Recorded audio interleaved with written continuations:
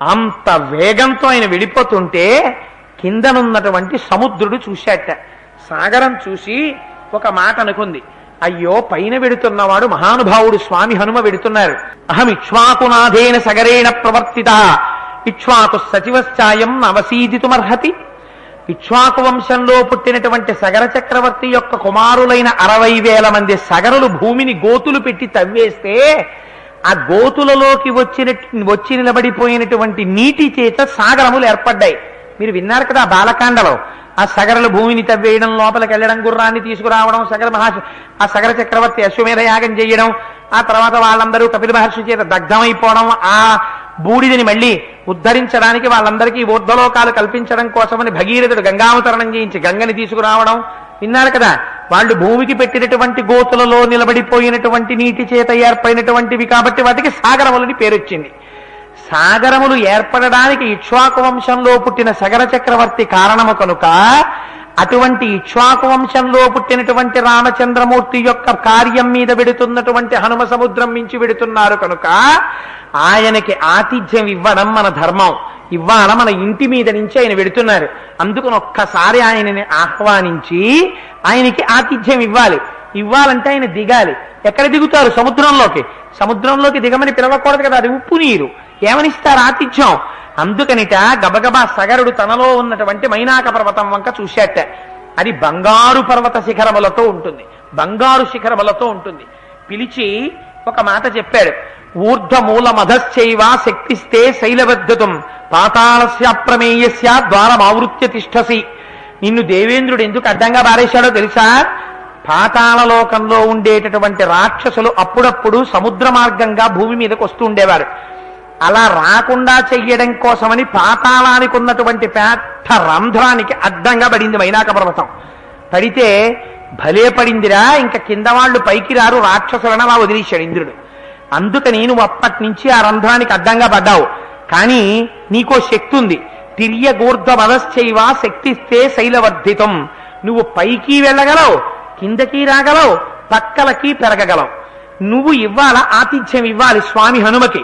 అందుకని ఒక్కసారి నీ శిఖరాలతో పైకి లే సముద్రంలోంచి. ఆ శిఖరాల మీద ఆయన దిగుతారు. కర్తవ్యమకృతం కార్యం సదాం మన్యుముదీరయేత్.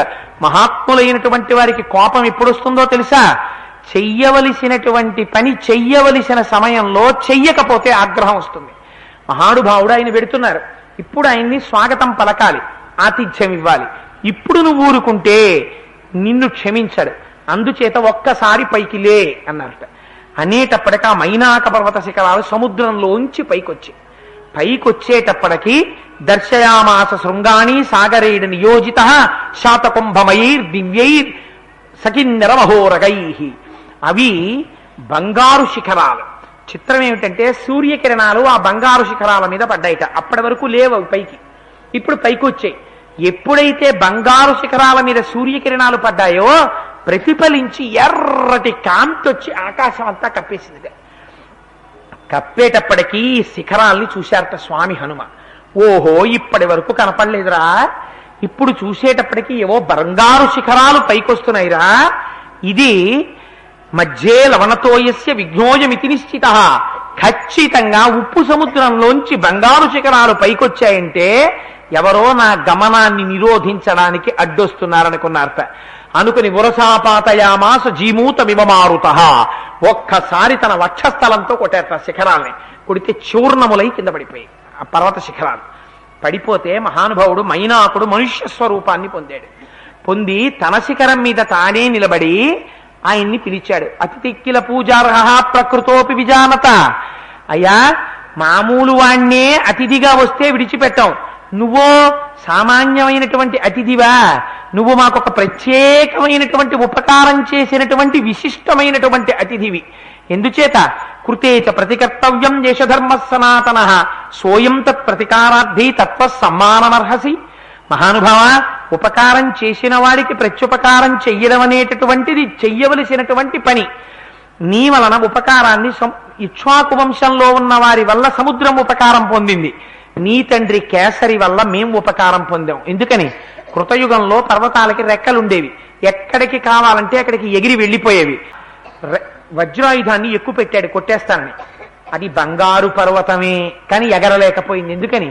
నా అంతవాణ్ణి నేనంటాడు. కష్టం వచ్చిన తర్వాత తెలుస్తుంది లేవలేడు.